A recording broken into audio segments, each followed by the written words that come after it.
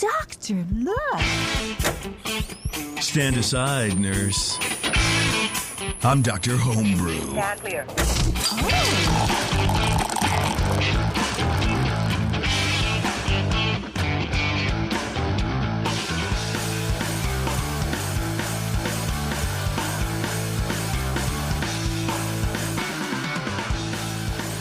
Hey, what's going on, everybody? Welcome back to another episode of Dr. Homebrew. And today is a little bit of a different episode because it's just me. That's it. I'm here. I'm drinking beer. No. Last week, the boys were invited to be judging in person at the mighty Club D.O.Z.E meeting, which is very cool. So I remote dialed in, and Brian went into the meeting. They judged two homebrews. One was a wit beer, and the other was an IPA, I believe it was. It might have been a pale. No, I think it was an IPA. Anyway, it's been a while. I forget. So we're going to play the recording of that. It was recorded live in person in front of the meeting, but it was done via Zoom, so the audio quality should be a lot better than some of the other live recordings that we've done in the past. So I'm pretty happy about it, and I think it'll be beneficial. It's a little more of a truncated, shorter, condensed sort of judging, but I think that's great. And then we also had some questions from the audience as well. So thank you again, of course, to Club D.O.Z.E and Jordan and Harindu and everybody there for setting everything up and making sure that we could do this technologically advanced Dr. Homebrew session. But before we get to that, I want you guys to go to 5starchemicals.com right now and sign up for their free Homebrew Club program. And if you don't want to go to the website real fast, you can go hit it up in one of today's the links from today's show description on the podcast or YouTube or wherever you find the show. You can get free product, exclusive discounts, monthly educational seminars, and free swag. The best free stuff comes from 5-Star. So check them out, 5starchemicals.com.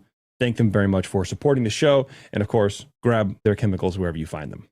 All right, well, let's get to the show. So I will take you away to the Club D.O.Z.E meeting. So everybody had a chance to vote in the room. We're working out some kinks we experienced with online, but we will make sure that everybody's vote is counted, even if it takes till next week, right? Or 2 weeks, however long this last election took. We'll get it, yeah. I don't know when the inauguration is. I first off just want to welcome our guests tonight. We have on my far left, Brian Shar and Brian Cooper are the Doctor's Homebrew. So let's welcome them. Boo. And then online joining us from a very swanky looking studio is JP, Jason Petros. Can you hear us? Can you say something? Make sure we can hear you. Yes, I can. What's going on, dozers? What's up? I just want to say congratulations on your election. No matter who wins, there are very fine people on both sides. Awesome. Thank you, JP. So, JP, why don't you just take a moment and kind of introduce the show, maybe introduce how you guys like to do things, and then we'll jump right in with our first guest brewer. Yeah, sounds great. Well, again, thanks for having us. I think this is pretty cool. I wish I could be there, but I'm a big scaredy cat. So I sent the two Bryans there instead as sort of my canaries in the coal mine for, no, I'm kidding. But what we do here is basically Brian and Brian are, what do you guys like, recognized BJCP judges or something like that? Yeah, we're like apprentice, yes, yeah, certified, something like that. National, yeah. Grandmaster BJCP judges, and the way we envision this show is a live judging sheet. So you get to ask questions. Far too often in competitions, just because there's no room for this kind of activity, you get your sheet back and you go, well, what does that mean? What does this mean? What do you mean it's too roasty and this other sheet says it's not roasty enough? Who do I believe? And then what do I do to fix this? Or how do I get more esters? Or how do I adjust my recipe? Or there's a weird funky thing in my beer. I don't know what it is. It's hard to really send that in for feedback to a competition. So that's where our show comes in. So you would send us beer, you email Brian at thebrewingnetwork.com, and we get in touch with you. You come on the show, we taste your beer. These two boys judge, do a full score sheet for you, read it out to you, and then you get to ask questions of them. You also need to suffer through me going, well, I think I taste, I don't know, man. It's like dirt. Yep, got it. That's the extent of my beer knowledge. But yeah, that's basically our show, is that we're just live beer feedback. And it's hard to top the knowledge that these two boys have. So we're just here to help anybody out. If you have any questions on your beer, and then afterwards there's like a little Q&A where if you have any open questions just in general, but it's usually about, recipe formulation or process or something along those lines. Cool. Thank you so much, JP. And we're just going to try to keep things cranking here. We've got 2 D.O.Z.E brewers that submitted their beers, and we're going to start off with Paul Bergstedt. He submitted a wit beer, correct? Yes. So Nice. let these guys take it away. All right, Paul, what's going on, my dude? Hello. Hello, how are you? Good. How are you doing? Not too Look bad, at you, man. or should I look at him? I'm opening your wit beer right now, and this is sort of the show. We just do have a lot of banter, and sometimes Brian Shar swears. Only if you're lucky. Yeah, all right. So a wit beer, is this your first? I like to ask usually if this is the first time someone has brewed this style, because I think that can tell a lot based on the feedback and sort of what to expect. So Paul, is this something you've done before, wit beer? I've not done a wit beer. This is the first wit beer that I've done. Nice. Okay, what made you decide to make this? I didn't mean it like that. It's a perfectly good style. I really enjoy it. So yeah. I've never done it before. Okay. I like light beers, and Attaboy. I wanted something to drink. Yes. Okay, perfect. All right, great. Well, it looks great, smells great. I was a little nervous, I'm going to be honest, because I saw the bottles like, oh, it's a little cloudy. If I got a fucking hazy IPA, I'm going to put my head through a wall. But it's a wit beer. We're good. I think the next one is a hazy, so I apologize, John. But anyways, all right. And then let's see, who wants to go first? Why don't we let Brian Cooper start off, and let's run through Paul's beer, give him the score sheet, and then just while we're here in the club, I wanted to ask how long you've been brewing and how long you've been a part of the D.O.Z.E Club. I've been a part of this awesome club for not even a year yet. So it's been exciting. Nice. Fish. Thing. All right. I've been brewing since 95, but I took like a 10-year break. I'm an ex-chemist, and I'm in IT, and I wanted to do something in my field, and COVID came around and I started brewing again. So Yeah. probably more seriously, the last 3-4 years, it's been most seriously brewing. A chemist and in IT. That is two very technical fields, very detail oriented. You're going to make a great brewer again. Scientists make the best beer, like. Were you like IT Walter something. Whiting it with that 10 years? I Is thought that what about you were- the gold, the blue Exactly. trays. Yeah. The blue Yeah. stuff, yeah. Well, it's good to be with you here and share your beer. Is everybody getting the beer out there now? Yeah. Yes. Okay. So we're going to taste this along with you guys. I'm just going to start going through my sheet for his wit beer. For those of you that want to follow along on your phone, it's category 24A. You can get the BGCP style guidelines in there and go through some of the style attributes that we're discussing about the beer. In the nose, I'm getting a light, smooth, lemony orange note popping out at first, followed by a low, spicy coriander, pretty backgroundy. But the malt is just a light, bready, doughy, kind of mellow malt. It shouldn't be a super heavy malt beer, so that's fine. Hops are low and it's kind of spicy with a little herbal in the aroma. The beer seems cleanly fermented. I'm not getting any DMS or diacetyl. There's a light little pleasant pepperiness to it, I believe from the Belgian style fermentation there. That's kind of typical. That pepper is kind of poking out a little bit, maybe even over the coriander, but light yellow colored beer in the appearance, mostly excellently formed white head, mainly very fine bubbles, kind of like when I poured it last night, it was like cappuccino foam. I poured it straight down. It was like really, tight foam. So it was a nice foam stand there. Persisted quite well. Only thing is the glass I poured last night was very, very clear. And it was the top of the bottle, which had been sitting in refrigeration for a while. There was no instruction to roll the bottle or anything necessarily. Sometimes in a competition, you might have an instruction like that, but I just poured it. This one is a little bit hazier. So and I gave it a 2 for appearance, just knocked 1 down for the, you should definitely have that cloudiness. It's a requirement of the style, but I probably let this one pass, although it's really not very cloudy. it should be very cloudy from starch, haze, and or yeast, which gives it kind of a milky whitish yellow appearance normally. This is, I probably would still keep the point off for that, but just 1 point. Getting into the flavor, you get a light grainy malt followed by low, clean, peppery quality, a light zesty orange peel, some low spicy and herbal hops. The beer finishes pleasantly dry, which is nice. Just has a little bit of a bitter, pithy quality kind of in the background. It's not too distracting for me, but it's, just the quality of the orange peel as it's presenting itself here is just a little bit rough to me. Again, not too bad, just a fine point. Clean Belgian ale fermentation. The beer is balanced to kind of this yeast character, the pepperiness that's in there, and some of the flavor additions. Some of these beers will have a little sourness to them. This one does not. I'm not getting any sourness at all. It does have a bit of bitterness lingering into the aftertaste. Mouthfeel wise, it's medium light bodied. It's actually kind of crisp, not very creamy or mouthfilling. There's no warmth here. It's just a bit biting and maybe doesn't quite have the smoothness or the little bit of, body wise, this one should be medium light to medium body. I guess it's medium light, so that's fine to me.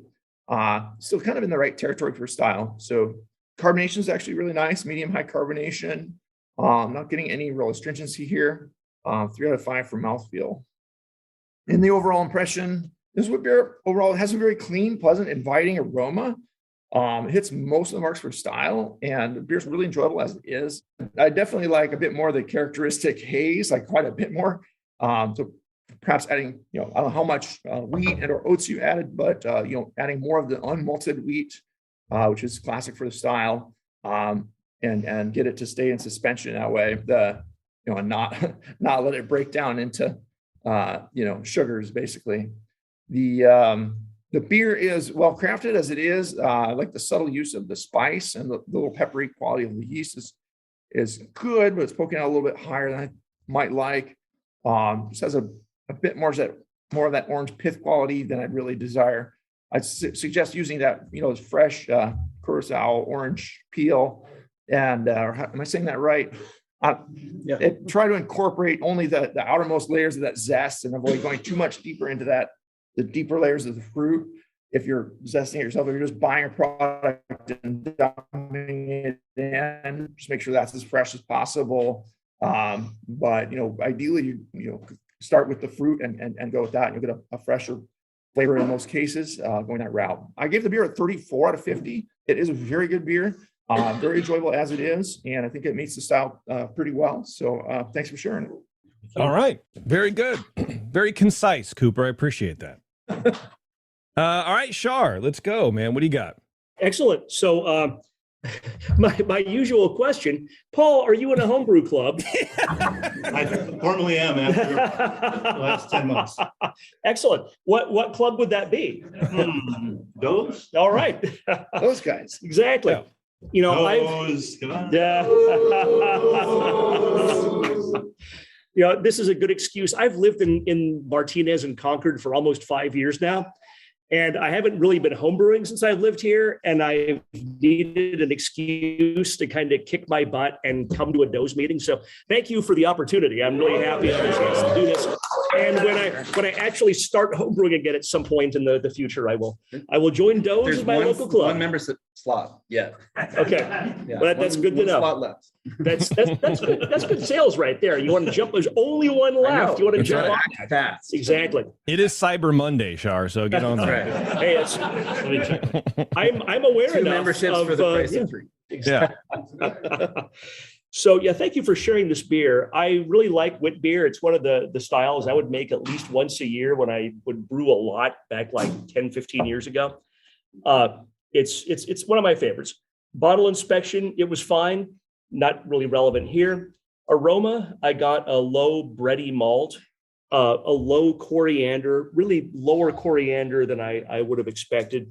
A low citrus aroma, a little bit less of the orange than I would have wanted. And it actually came across a little lemon to me, which is kind of odd. When I talk to you at the end about like what you did with that.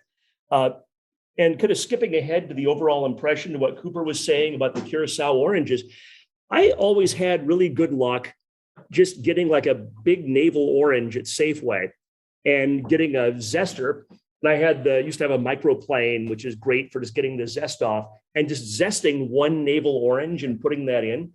I mean, you're probably not getting, it's not going to be a 50-point beer at that point, but I've never been a fan of that dried orange peel stuff you get at the homebrew store. It never seems like it's going to give you a good flavor. It seems old and oxidized. And I'd rather have, personally, I think you get better results with like just a zest of any orange that you're going to put in there. You can dial that up and down to your preference based on just repeated brewing of that beer. Yeah, Brian, we're all old and oxidized. All right, don't discriminate. Come on, give us all a break, please. Exactly. No quarter for us, JP. No. So it gave Roma 7 out of 12. There's no off aromas. It was 7 out of 12 solely, I think, for recipe type issues. Appearance, a medium-sized persistent white head. I got a low haze, which the sample that I had at home was more hazy than this really clear sample.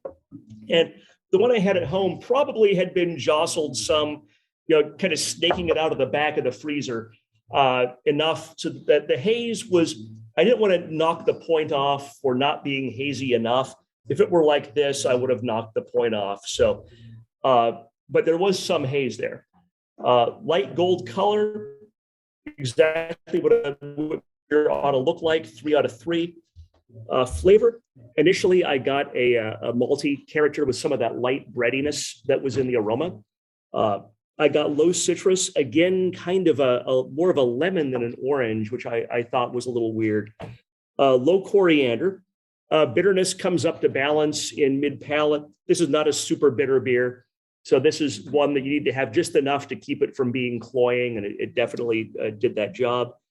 No hop flavor. It was well attenuated and balanced. In general, lower citrus and coriander than I would have expected for this style. No off flavors. So I gave this a total of 11 out of 20. Again, not because of anything technically wrong, but sort of recipe issues that caused this to be not quite what you think of the best examples of style. Mouthfeel, that was creamy, medium body, medium high carbonation, no warming, no astringency. Yeah, I definitely gave you a couple more points than Cooper did. It's 5 out of 5 on mouthfeel here. Overall impression, 6 for a total of 32. This is a tasty and flavorful beer. There's no obvious off flavors or technical issues, so good job. The only issues that I had noticed were recipe type issues. I would bump up the coriander and the citrus maybe by 50% at least next time. And also, as to what Cooper was saying, unmalted wheat is kind of the hallmark of this style, because it's the unmalted wheat that has those long chain starches that don't ferment out and that stay in suspension that give it the haze, which is why people make hazy IPAs and they use unmalted wheat and oats and all the stuff that leads to a haze. So I would be curious if you used any unmalted wheat or not, and if not, next time you should use some. But thank you very much for sharing, Paul. It's a tasty beer, and I enjoyed it. So I drink a lot of this at a party. It's a great. Yeah, and just before we get to Paul's questions, I sort of echo what everyone else says, which is, I guess, what I say. It's almost like a light wit beer. There's not a whole lot of body really to it, and for a while, this beer is weird because when it's super cold, I just took it out of the fridge like 2 minutes before we started this.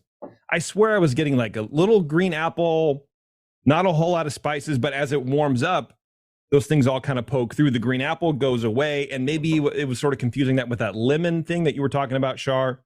But it seems a little bit overly bittered, and you have to sort of fight for all the other wit beer attributes of it.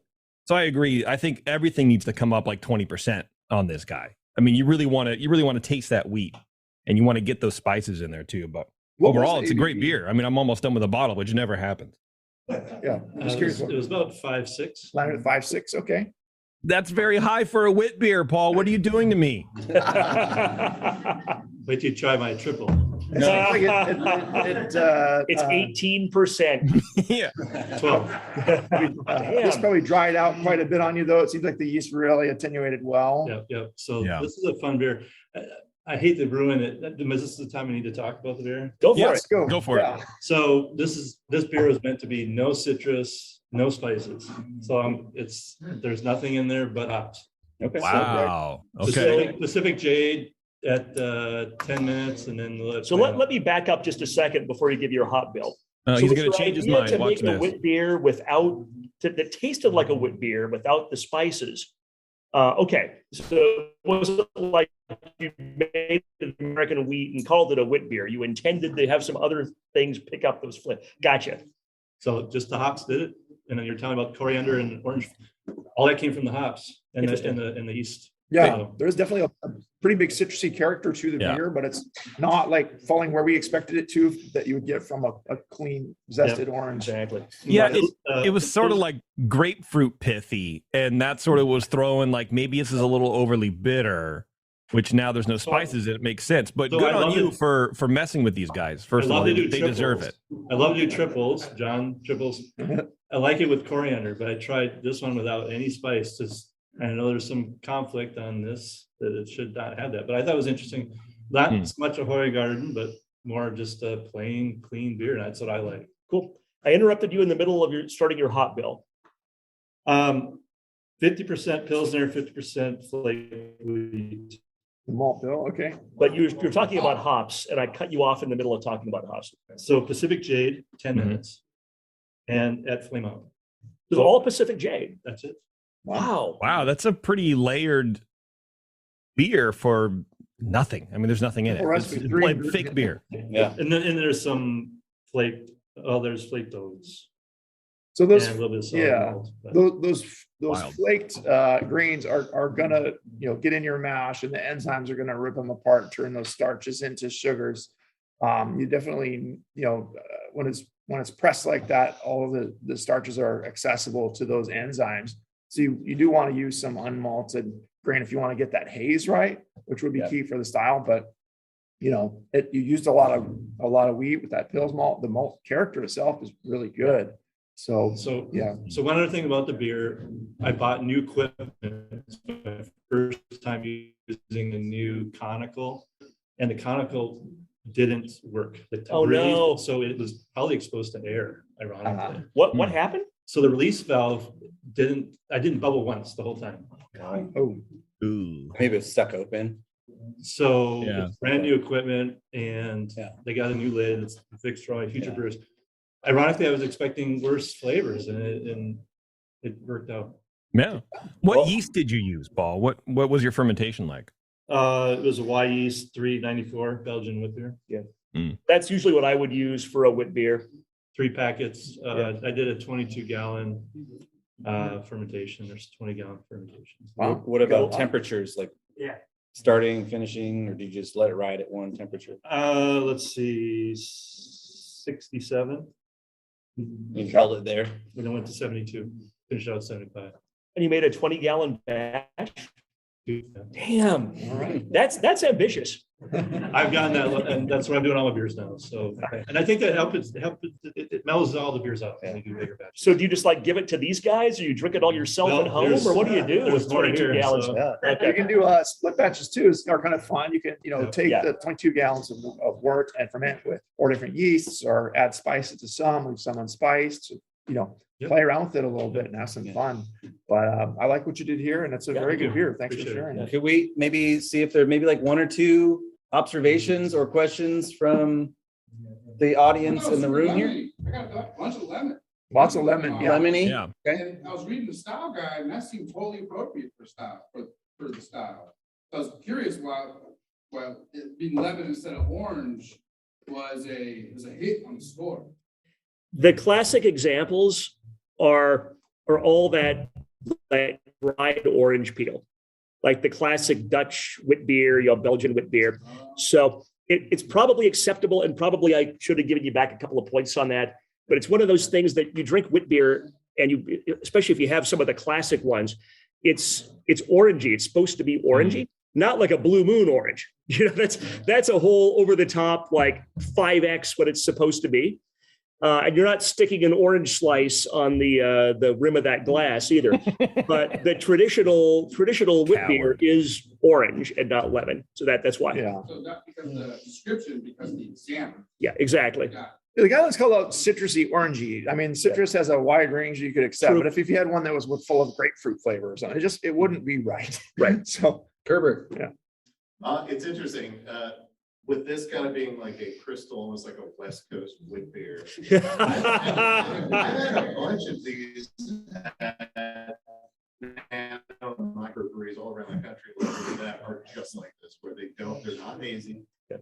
It's mostly Easter Eye flavors. They're not adding a lot of stuff to it. I don't know if they're trying to cater to a different crowd with this, but it's American wit it's a beer. thing. maybe this is where it starts. This is a new style. That's right. We're going to see a lot more of as it. Blue Moon, give me a call. Well, I just want to say, like, we're going to move on to the next one, but I think, like, Paul, just for you, like, a 34, 33 consensus is awesome for your first crack at a wit beer. Yeah, it's still very good. Which had Well done. some That's a great some experiment. sneaky stuff to it. So well done. Let's give it up for Paul.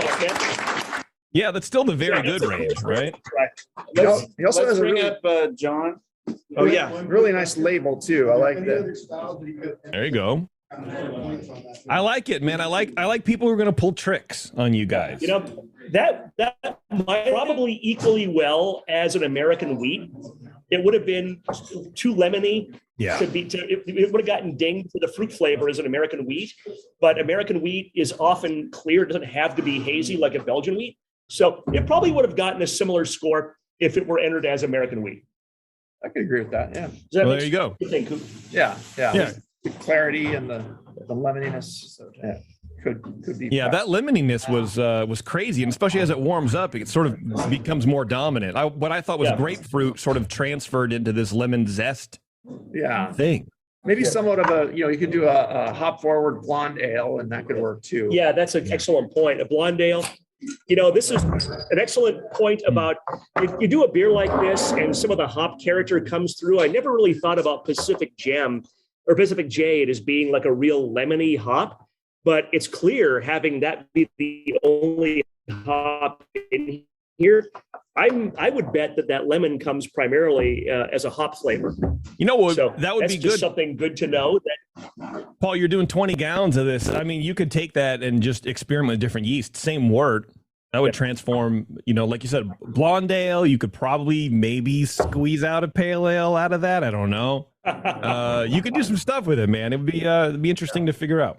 All right, thank you. Yeah. Thanks, Paul. Thank you, man. All right, so that was Paul with his wit beer that had no spices in it, which really tripped me out. And I don't know if we really got that point across, but it tasted like low level, all of the usual wit beer spices, but there were none. It was just hops. So I thought that was pretty fun. And the guys kind of tripped out on it too. So anyway, we're going to take a quick break. We're going to come back. We're going to come with the next beer, and then probably it for the breaks. And then we're just going to have, I think, some Q&A at the end, and that's it. So I hope you're enjoying Dr. Homebrew live from Club D.O.Z.E. We'll be right back. What's up, homebrewers? Hey, let me ask you a question. You spend a lot of time making your beer taste the way you want it to, right? Some of you even send beers into Dr. Homebrew for feedback. Well, the next logical step in your creativity is to craft some labels for those beers. And there's nobody better at creative labels than Grog Tag. Their easy-to-use designs let you turn out some pretty amazing stuff like labels, bottle caps, coasters, even six-pack carriers with minimal effort on your part. They have a range of label sizes that fit any vessel you can think of. Bottles, cans, growlers, kegs. GrogTag has you covered. Head over to grogtag.com today and check out their line of amazing, fully customizable templates and get your beer looking its best. Grog tags are water resistant, reusable, and will have your naked bottles looking great in no time. That's grogtag.com, and be sure to use code BNARMY at checkout to save 10% on your order. Hello, fellow BNers. This is Sully from the 21st Amendment Brewery located in San Francisco, just 2 blocks from Giants Park. Before Nico and I opened the 21A and before I was a professional brewer, I homebrewed on my small 4-burner apartment stove in a back house in Santa Monica, California, making my extract brews before graduating to the daunting idea of all-grain brewing. Homebrew books and information was hard to come by back then. The internet hadn't been invented yet, along with other things we take for granted today, like electricity and potable water. One thing I wish I had back then when I was learning was a radio show that could teach me the ins and outs of brewing and answer questions that I had about homebrewing, a resource for making great craft beer. The 21st Amendment Brewery is excited to be a proud sponsor of Dr. Homebrew, a great show that teaches you what you need to know about making incredible beer. Good stuff. Listen up, you might learn something. I certainly did. And thanks for your support. Tasty Crack Kings.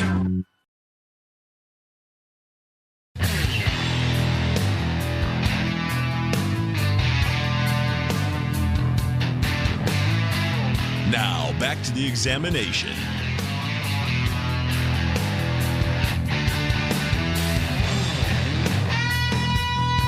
All right, up next, which you should be able to see on your screen at home or up here, we've got John Jones on the left and Travis Stevens with an IPA. So take it away, guys. All right. John and Travis, welcome. Thanks for coming in. Jeez.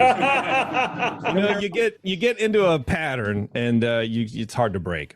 Anyway, thanks for bringing beer for everybody to taste. I appreciate that. So, American IPA, is there like a subcategory? Just straight up American IPA? Is it supposed to be hazy? What do you got? It wasn't intentionally supposed to be hazy. We wanted it as clear as possible, but we are also trying to make sure it was packaged on the right time so that it was fresh for everybody. There you go. Okay. Well, I can accept that. I respect that very much. You want to do the clear IPA, and I salute you for that. Is this 21A? Yeah.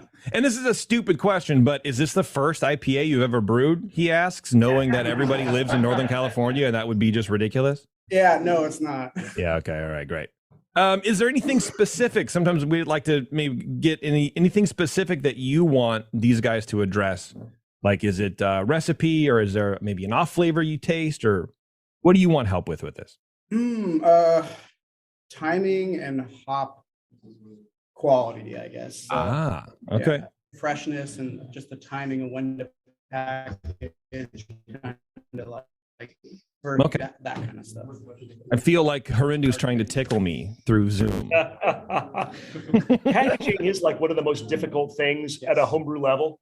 Probably at a professional level. I'm not a professional, but I suspect it's the most challenging part of professional brewing too. Because so much stuff can go wrong in packaging, and you just don't even realize until you start thinking about it. Yeah. Well, I think surviving is the hardest thing to do professionally, and then maybe packaging. I thought the waiting was the hardest part. No, that's just a song. All right, Shar, why don't you go ahead and start off with this American IPA, please? All right. So are you guys... Never mind. All right. So, yeah, thank you for sharing. I really enjoyed this. It was helpful to have on the label, or maybe unhelpful. If you were entering a competition, you probably wouldn't have wanted to say 100% Citra on the label thing was on, but it was helpful for me to say, okay, 100% Citra, I get that. Even if that hadn't been on the label, I'm kind of gently kidding you a little bit. This is very obviously a Citra beer. A very strong aroma of orange, dank, diesel. I mean, all in a pleasant way. Right? This is not, diesel. No, it actually smells really good. And my first thought was, wow, this is a whole lot of hops you guys crammed in here. And they smell pretty fresh and really good. So that definitely dominates the aroma. It's fresh and inviting. I do get a little low malt aroma, which is good. I mean, a beer like this, if you don't get malt aroma, you're not really going to get dinged, because this is not a big malt beer. But it's always nice to have that low malt aroma in the background in a big American IPA.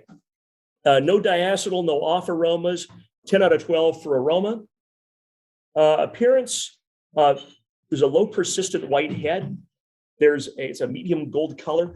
It's a little hazy. And again, it's weird. It's a little hazier at home. And I suspect that snaking those out of the back of the fridge. I'll bottle first as well. Oh, interesting. That's and I remember I was thinking, this is not hazy enough to be a hazy IPA, and they're not going for a hazy IPA clearly, but it's too. It went a little. The one I had at home went a little beyond that polyphenol hop haze, Yeah, so, and probably if you bottled it first, there's probably some yeast or some trub or something that was in there. But I did knock off just 1 point for the haze. So 2 out of 3 for appearance. If I had judged this sample, it would have been a 3 out of 3. But you judge what's in front of you, and it is what it is. Flavor is initially, citrus and dank and diesel, citra hop, as you want it to be. Yeah, and that's it's so weird. strange, but it's fresh and it's very upfront, and it's I really like that it's just bright and fresh to me with the hop character. Hop bitterness and the malt catch up to balance the hop flavor mid palate. This is not an aggressively bitter American IPA, which doesn't have to be. I mean, not every American IPA has to be 100 IBU theoretical. Doesn't have to rip off your face with bitterness to not be an easy IPA. You know, it can be a 40, 50 IBU and still be perfectly good American IPA. Yes. Long finish. It's balanced toward the hop flavor. It's well attenuated. I really enjoyed this, and I'll keep coming back for more. This is a 14 out of 20 for flavor.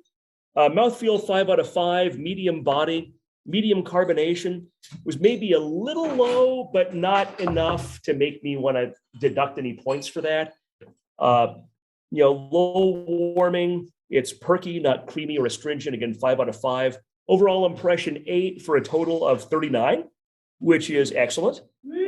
So it did an excellent job getting the citra flavor and aroma so thoroughly into this beer. And you were kind of nodding when I mentioned carbonation. Like, the only thing I might recommend is try to get a little more carbonation in, but that's so hard to do in homebrew. And it's so hard to get it carbonated to the right level and then transfer that level of carbonation to a bottle. It's just devilishly difficult.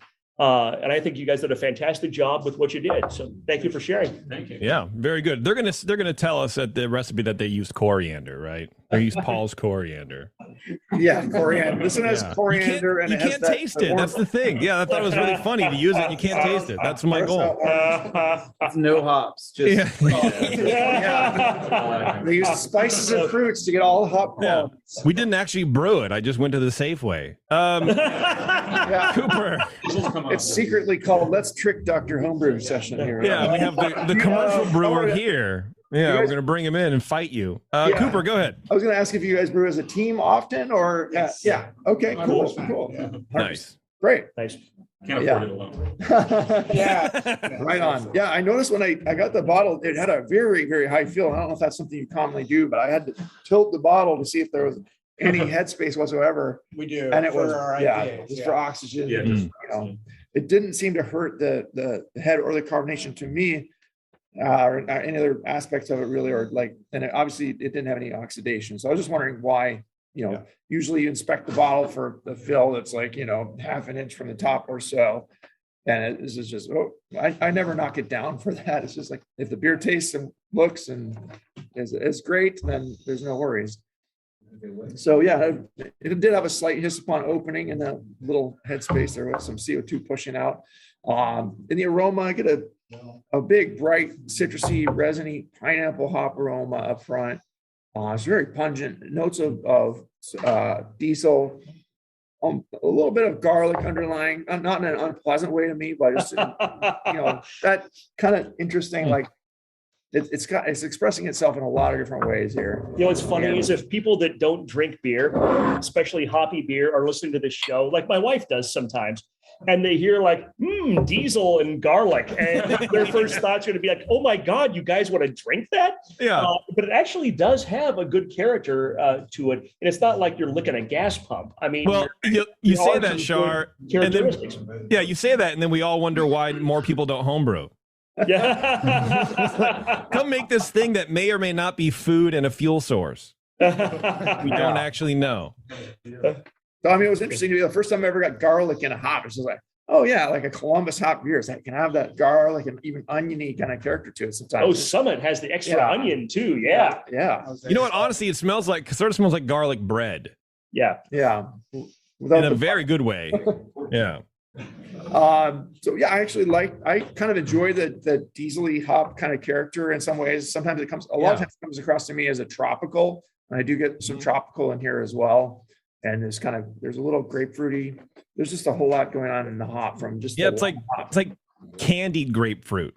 It's not pungent, it's not tart, it's not very biting, but it's like candied grapefruit juice, versus, if that's a thing. I don't know if you can candy a juice, but there's not much to say about the malt here. It's just supporting only. And there's a medium low ferment derived fruity esters as general, but they're all hiding behind all of that hop character. It's very pungent, and I like that. Clean ale fermentation, no DMS or diacetyl. 10 out of 12 for aroma. Appearance wise, it's a clear, deep yellowy gold color, with great head, fine white bubbles, lacing the glass and sticking around very well. It has light haze only, but that's okay per the guidelines. This is not too hazy in my book, so I give it a 3 out of 3 for appearance. Flavor-wise, bright, clean hops up front. Notes of pineapple, pine, resin, diesel being primary. Subtle undertones of dank, tropical fruit, melon, and some faint berry. The bitterness to me, it's a little deceptive. This actually maybe tastes a little more bitter to me than the one I had last night, but it's probably not variation. I probably just had too much spicy food yesterday or something. Bitterness is actually, it's kind of medium low still. It's not super high. It's one of the more, I would call it more of the modern twist on the IPA. It's not pushing 70 IBUs or anything like that. Low clean bready malt. The balances to the hops. Clean ale fermentation here is obvious. The diesel notes kind of linger into that aftertaste and stick around for a while. Finishes dry. No detectable flaws. 15 out of 20 for flavor. Mouthfeel wise, medium light body. I'd say maybe just a bit on the light side for style, but it can go to medium light. Medium high carbonation. I felt like the carbonation wasn't too bad. It keeps pushing up the head. The bubbles are just pinpoint. You can see them rising up through it the whole time. It keeps on going, but it doesn't really pop in your mouth explosively or anything like that. It's just, it's there, and it's not bad. Fine for the style. No discernible warmth here. It's not astringent or really biting. It's kind of more soft and approachable side of IPAs. It goes down pretty smooth, almost too easy. So the one thing is, it's maybe almost a bit, I hate to call it watery, but it's almost like hop water to me. It's like there's not a lot of malt here to support that. And if you read the guidelines, it's like even the 2021, it's still geared much toward the 90s and 2000s, the aughts style IPAs, which things have changed since then. And I don't write the guidelines, but I know the people who do. I think that, I kind of judged it as what I consider to be a modern American IPA. So, and gave it a fair shake as far as that goes, because I think you can allow for a lot more variation than there currently is in the guidelines, and maybe that will change in the future, or maybe they'll invent another style to add to it. Probably in GABF they have 16 categories for all these different kinds of IPAs. Quick out question, that we Ryan. don't have. Do you think if it had a little more carbonation, it would have been perceived as having higher body? No, I think it would be more seltzery and more water-like then to me. It would just be, it would just push more of those hop flavors, which are great. And there's not much malt there to push anything else than what I'm getting. So overall impression of, I went to 3 out of 5 for mouthfeel, just because I felt a little light and watery, kind of seltzery. Overall impression, a really fantastic modern West Coast IPA. Great complexity of hop flavors and aromas. Just pillowy, soft, and smoothly drinkable. Strict adherence to the BJCP style would dictate more bitterness, but I like this where it is for the balance of this particular beer. In many ways, it could benefit from just a bit more body and probably just a little bit more richness of malt. Not necessarily throw a bunch of caramel in there. Mess around with some malt, mix some. I don't know what your malt bill is. Mix some Pils malt with some Simpson's Golden Promise or something. Just a little bit of richness to it in there, or some, just some base malt, or, Maris Otter. Experiment around with different malts to find a malt that's going to push a little more flavor alongside that hop, because the hop's just really overpowering everything. And ask your homebrew store what malt is right for you. I'm a hophead, so that's coming from me. As but that's okay. That would keep it a little less watery. And per se, it's just a fine point. It's not like, oh, this is like watery, seltzery, nothing like that. Just give it a little more substantiality, if that's a word. There's a touch more alcohol to do it. You could lend, it could take a little more of that. You could lend the impression of more fullness. And, No, don't do it. Don't do it. It's a trap. Don't do it, guys. Great. Yeah, I will say just great use of the hop. It smells very fresh. Yeah. Hops used are quality. And I'd like to hear about how when you added them, we could talk about where it might shift if we did want to shift. I gave it a 39 as well. I think I actually landed a little higher than that last night when I was first judging it. And then I got that, as I got the overall impression, that's where you kind of adjust things. So it's like, it is just a bit watery. I'd like just a little bit more underneath there. And it's like, this is pushing into, it's excellent already. It's pushing, if you push it towards outstanding with a little more work on it, and you guys are doing some great stuff. So thank you for sharing. Sure, thank you. Yeah, I agree. Those are very high scores, by the way, you guys. Good job.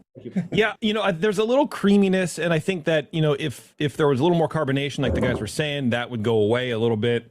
But it is sort of an anomaly. It is sort of a weird beer because it does have these tropical, very modern hops, and that diesel thing isn't really like diesel-y, like when we were getting Chinook, for the first time, and all the homebrewers got the shitty Chinook, where it's like, oh, it smells like rope and just weird nonsense. It doesn't smell like that, but it's there just enough. It's pungent just enough to mix with those tropical, like sort of dried mango fruits to make something wholly unique. The aroma is fantastic in this beer. I don't like IPAs. The flavor of this is very, very good. I actually really enjoy this, and I might actually, don't tell anybody else, but I might finish the bottle. Oh, so there you go. I finished the bottle last night when I drank this beer.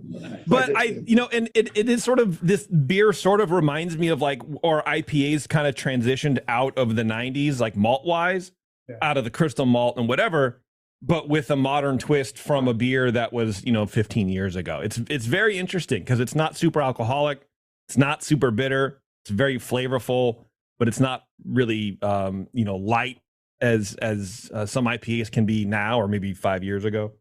It's cool beer. I really appreciate this. This is very neat. Why don't you guys take us through your recipe? Yeah, so it's 50-50 Pilsner and 2-row. So that's where I'm thinking let's add a little bit more 2-row to it. I don't know if that'll give it more body or not, but there's also a little bit of white wheat in there. I think like a pound in a 6-gallon batch. So it's like 10%. That's probably where the head is just staying. Yeah, the head is. That's why I love it. That's a nice trick. A little bit of caraphone. So about 5% of that, and then a little bit acidulated just for mash pH. Yeah.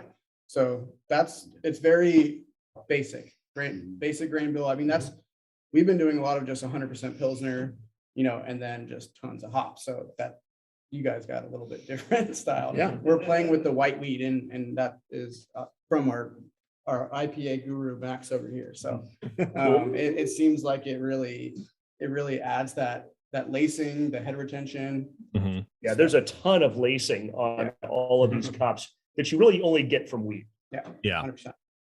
And so that's why I also think when you guys got the beer, it was probably a little bit hazy at first.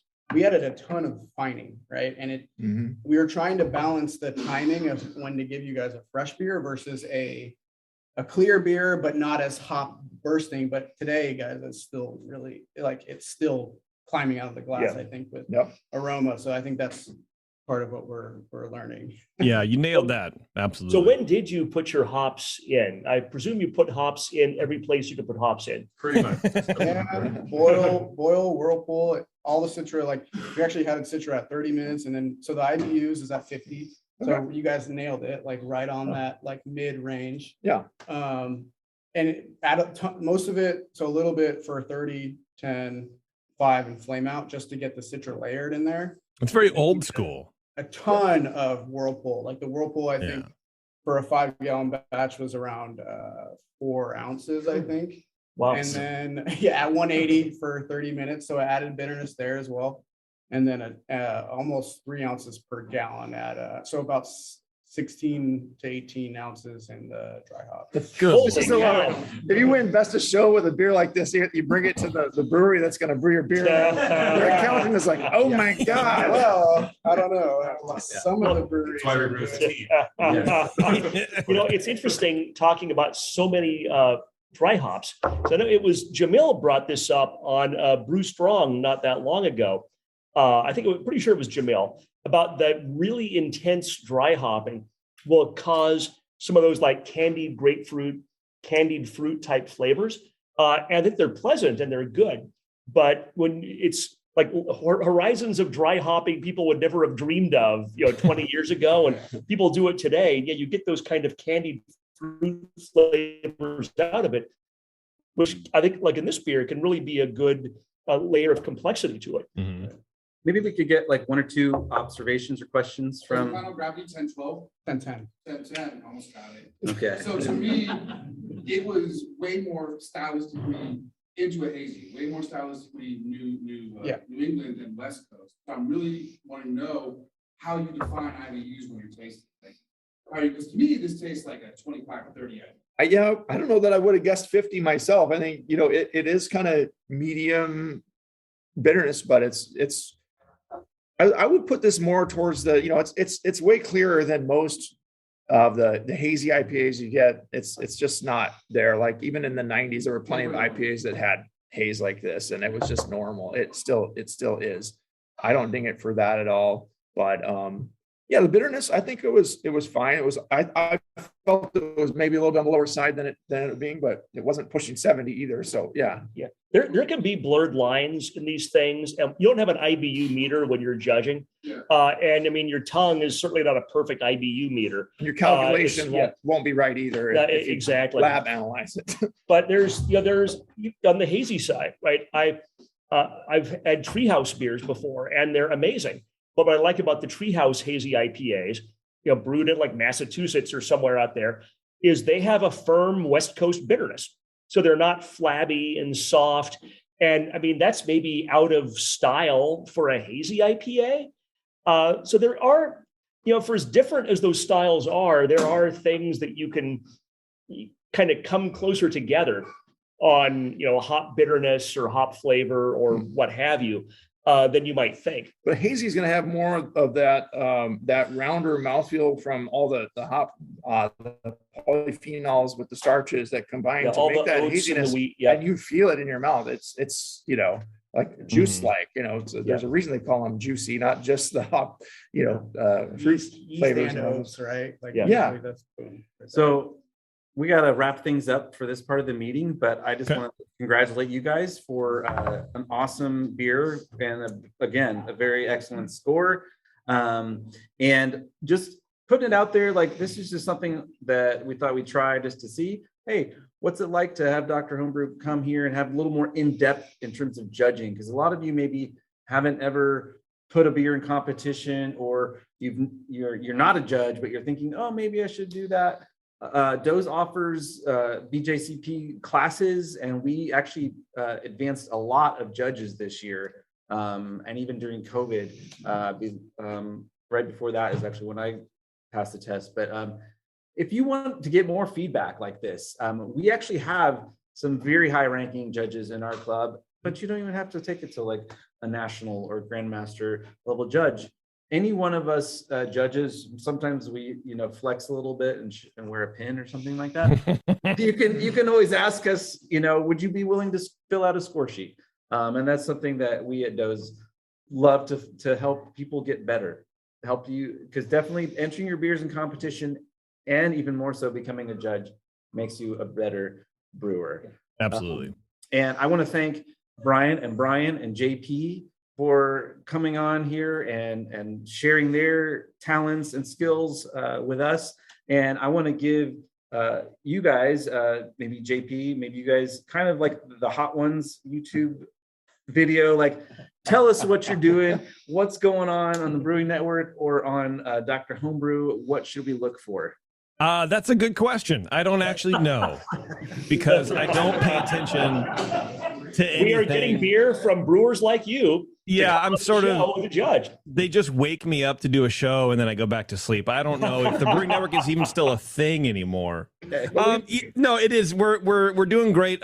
Speaking of Jamil, Shar was saying, on Brew Strong. Brew Strong is back on the Brewing Network. Took a hiatus for a little bit. The last few shows have been with Mitch Steele formerly of Stone, and then now with New Realm, of course, out of Atlanta, Georgia. So Jamil and Mitch have been having some good conversations over there.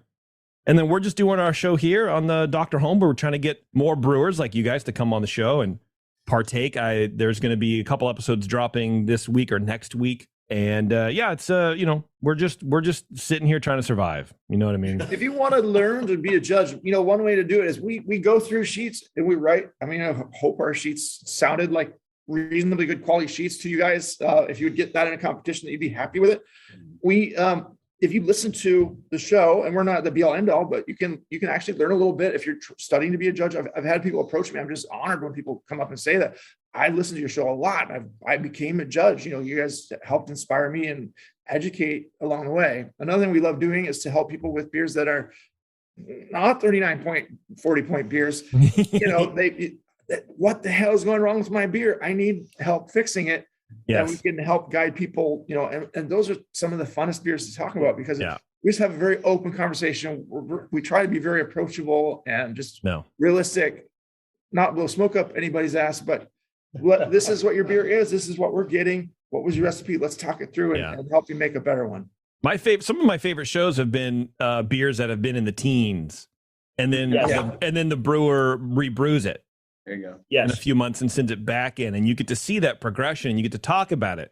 It's neat. It's really cool. I appreciate it. It's awesome. So again, thank you guys. And send your beers into Dr. Homebrew. Get on the show. It's a more in-depth, longer format. But thank you again. Let's give them a big hand. Thank you, Do.Z.E, for having us. Fun stuff. I want to thank Club D.O.Z.E again, the mighty Club D.O.Z.E out of Walnut Creek, California here. So if you're in the Bay Area and you happen to be cruising through, I believe they meet like on Monday nights or something like that, hit them up on the website and attend a meeting. They're fun. They're a fun group of people. They know how to brew, and they would welcome you with open taps, or I guess technically faucets, right? Whatever. It doesn't matter. Anyway, thanks a lot for listening, everybody. And you know what? If you're in the Bay Area and you want this to happen too, you want Brian and Brian to come down and pipe us in through Zoom and do all that kind of stuff, or if you want to be on the show, send us a beer, brian@thebrewingnetwork.com. Send Brian Cooper an email and hopefully harass him, and then send him a couple pictures of your cats, but mainly harass him, and then offer to send in some beer or bring them into the club. And you guys can have a live judging like this too. I think it was pretty fun, and it was pretty useful. So anyway, thanks a lot, everybody. We'll see you.